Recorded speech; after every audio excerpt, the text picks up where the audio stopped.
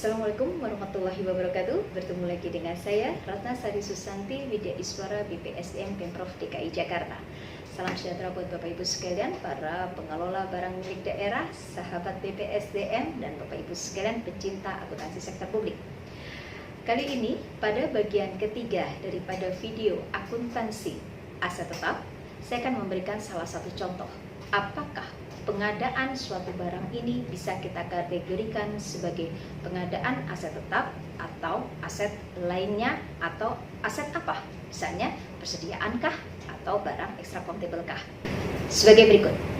Dinas Pendidikan Pemerintah Provinsi DKI Jakarta membeli kalkulator hitung sebagai alat kantor dengan harga satuan Rp280.000 sebanyak 10 unit dengan total pembelian berarti nilainya Rp2.800.000.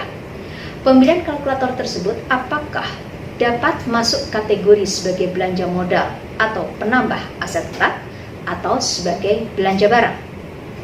Kita ingat kriteria pengadaan atau kriteria aset bisa dikategorikan sebagai aset tetap ada 4, maka kita harus jawab satu persatu. Apakah manfaat ekonomi barang yang dibeli tersebut lebih daripada 12 bulan? Jawabannya adalah ya. Yang kedua, barang tersebut yang dibeli adalah objek pemeliharaan atau barang tersebut memerlukan biaya atau ongkos untuk pemeliharaan?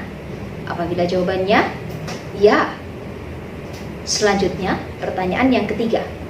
Apakah barang tersebut atau aset tersebut tidak untuk dijual? Jawabannya ya, tidak untuk dijual. Maka yang terakhir adalah nilai rupiah pembelian barang apakah memenuhi batas kapitalisasi, di mana batasan minimal kapitalisasinya untuk alat kantor adalah senilai Rp750.000. Maka jawabannya adalah tidak.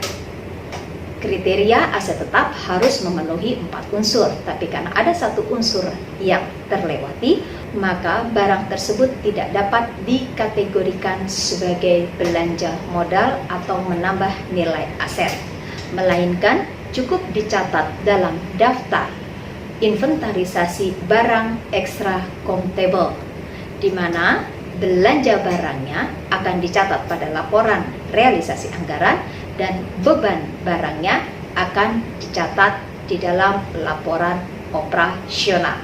Contoh yang kedua adalah masih sama. Dinas Pendidikan Pemerintah Provinsi DKI Jakarta membeli mobil perpustakaan keliling dengan harga satuan adalah Rp160 juta sebanyak 2 unit dengan total pembelian senilai Rp320 juta. Apakah pembelian mobil tersebut masuk ke dalam kategori belanja modal atau belanja barang? Maka tetap dipertanyakan dengan 4 kriteria tadi. Bagaimana manfaat ekonomi barang tersebut? Apakah bisa dipakai selama lebih daripada 12 bulan? Jawabannya adalah ya. Yang kedua, apakah barang yang dibeli merupakan objek pemeliharaan atau barang tersebut memerlukan biaya atau ongkos untuk pemeliharaan? Jawabannya adalah ya. Pertanyaan yang ketiga adalah apakah barang tersebut diperoleh untuk tidak dijual? Jawabannya ya.